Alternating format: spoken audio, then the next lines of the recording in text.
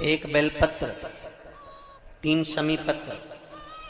बहुत ध्यान दीजिएगा, कार्तिक के महीने में 1 बेलपत्र 3 शमी पत्र।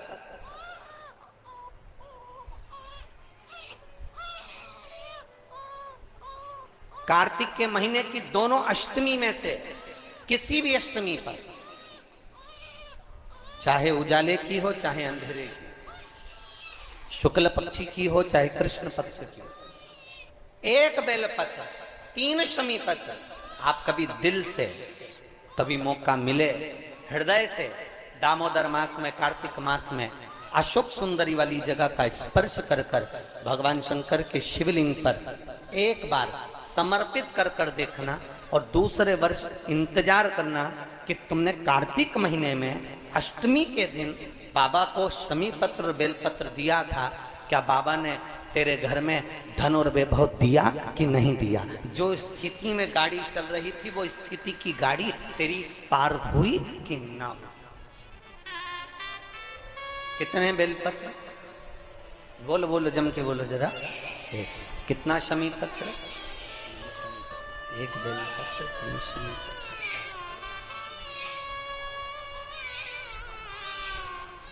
कभी स्मरण में लाइएगा।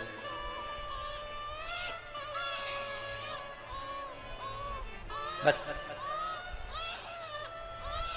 ये जो कार्तिक महीने में, दामोदर मास में आप 1 बेलपत्र 3 शमी पत्र अष्टमी के दिन, चाहे शुक्ल पक्ष की हो चाहे कृष्ण पक्ष की हो, दोनों अष्टमी में से किसी भी अष्टमी को जब आप समर्पित करें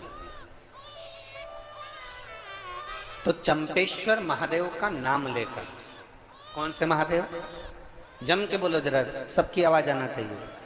चंपेश्वर महादेव, केवल चंपेश्वर महादेव का नाम लेकर आप अशोक सुंदरी का स्पर्श कराकर शंकर भगवान के शिवलिंग पर समर्पित करें। अशोक सुंदरी तो मालूम है ना सबको?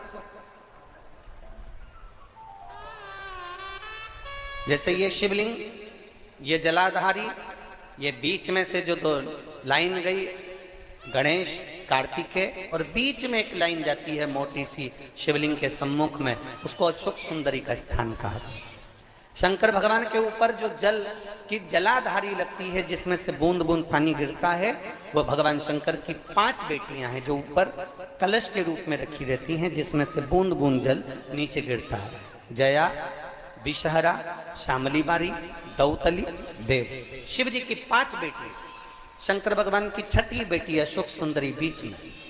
जब आप बेलपत्र 1 शमी पत्र 3 चंपेश्वर महादेव का नाम लेकर अशोक सुंदरी का स्पर्श कराकर भगवान शंकर को जब आप समर्पित करेंगे इस कार्तिक महीने में, दामोदर मास में, अष्टमी तिथि के दिन, चाहे वो शुक्ल पक्ष की हो चाहे वो कृष्ण पक्ष की हो, अष्टमी तिथि को अगर समर्पित करते हैं तो आप वर्ष भर में इंतजार कर कर जरूर बताना कि तुम साल भर पहले जितना कमाते थे, वर्ष भर पहले तुम जो व्यापार व्यवसाय कर रहे थे, साल भर से जो नौकरी के लिए प्रयास कर रहे थे, उसमें सफलता आपको अगले वर्ष की दामोदर मास आने से पहले मिली कि नहीं मिली, वो स्मरण आपके भीतर होना चाहिए। जब भगवान शरीर देते हैं और शरीर का निर्माण जब गर्भ में होता है, उस समय पर पितृ उस शरीर को कैसा बनाना है ये निर्मित करता है। और स्वधा क्या करती है?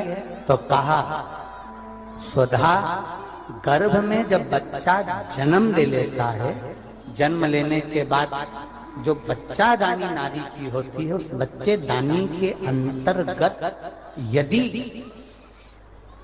स्वधा माता का स्मरण मात्र किया जाता है तो नारी के गर्भ से, जो गर्भ नारी का होता है, बच्चा दानी जो नारी की होती है, उसमें कभी गांठ नहीं आ सकती, कभी तकलीफ नहीं आ सकती, स्वधा का स्मरण मात्र करके। क्या नाम लेना है? जम के बोलिए जरा, स्वधा। ओम श्री शिवा